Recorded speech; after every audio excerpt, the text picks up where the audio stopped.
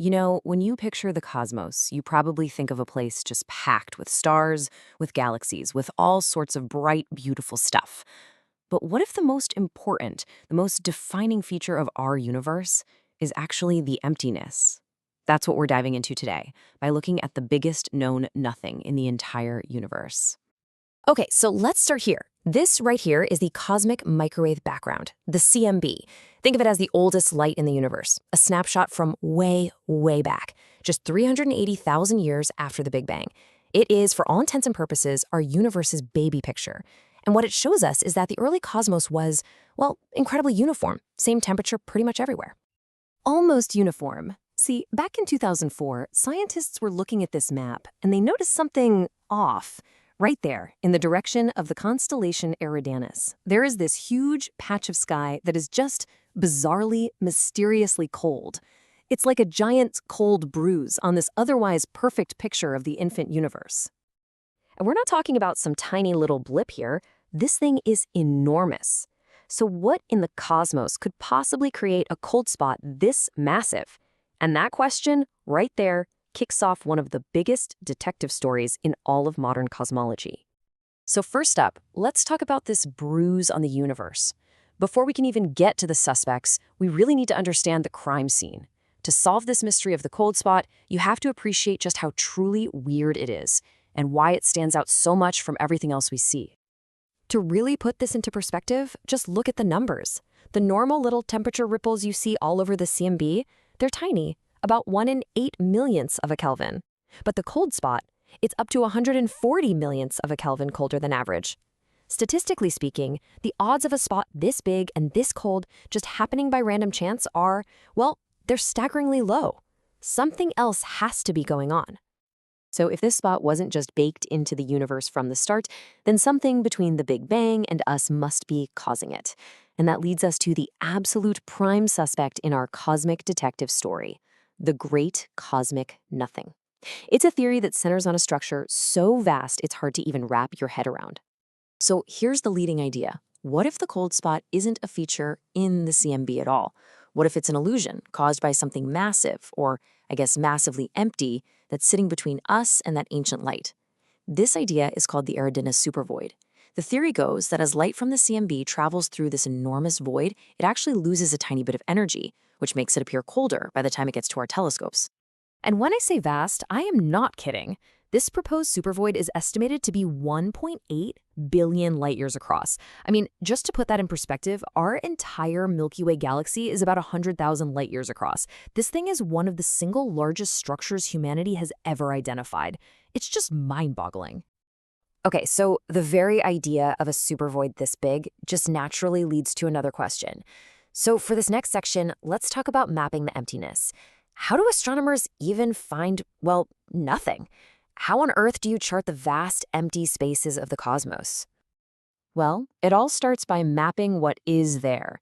Astronomers use these things called redshift surveys to build these gigantic 3D maps of millions upon millions of galaxies, charting out where they are across the universe. It's kind of like taking a giant cosmic census. And when you make these maps, they reveal something absolutely incredible. You see, galaxies aren't just spread out evenly. Not at all. They clump together in these long, beautiful filaments and massive sheets, creating what we call the cosmic web. And in between all those glowing threads, you find these enormous, dark, empty regions. Those are the cosmic voids. So here's the key takeaway. Finding nothing is actually a really active process. It's not passive. You first have to map all the somethings, all the galaxies, and then you unleash these powerful computer algorithms to go in and systematically find the regions where there's a serious lack of stuff. But finding nothing is a really tough computational problem, and different algorithms have different ways of thinking about it. So the one on the left, it basically finds empty spaces by inflating virtual bubbles until they bump into a galaxy. The one on the right, though, it looks at the galaxies first and uses them to build the walls of the void. It's the same data, but two totally different philosophies for how you map the absence of matter. And these voids, they are so much more than just cosmic curiosities. The really big ones are so vast that they actually start to challenge our most fundamental ideas about how the universe works. And it turns out this isn't some faraway problem. Voids are right here in our backyard. Our very own Milky Way galaxy is sitting on the edge of a relatively small void called the local void. It's about 150 million light years across, and its emptiness is literally pushing our galaxy away from it at over 900,000 kilometers per hour. But even that is nothing compared to the proposed KBC void. Now, this is a truly colossal and pretty controversial structure, maybe 2 billion light years across. And here is the absolute kicker. Some cosmologists think that our entire galactic neighborhood might be sitting right inside of it. Now, a void that big would be a massive problem for our standard model of cosmology. For one, it could violate the cosmological principle. That's the core assumption that the universe is basically the same everywhere on large scales. It could also help explain the Hubble tension, which is this huge disagreement we have in how fast the universe is expanding. To put it simply, structures this big, they really just shouldn't exist. So all of this brings us right back to our original mystery. The supervoid is a really good explanation for the cold spot, but it's not the only one. And some of the other ideas are much, much stranger. Because here's the thing. Some recent surveys have actually failed to find conclusive proof that the Eridanus supervoid is really there, or that it's empty enough to do the job. And that just begs the question, what if the cause is something far more exotic? And this is where things get really wild. Some of the alternative theories are straight out of science fiction. Could the cold spot be a cosmic texture, like a flaw in the very fabric of space-time left over from the universe's chaotic birth? Or maybe it's the cosmic scar from a collision between our universe and another bubble universe. And perhaps the most mind-bending idea of all is that it's a faint imprint from a parallel universe, one that's been quantum entangled with our own from the very beginning. So, whether it's a supervoid or a portal to another reality, the cold spot forces us to pay attention to the emptiness.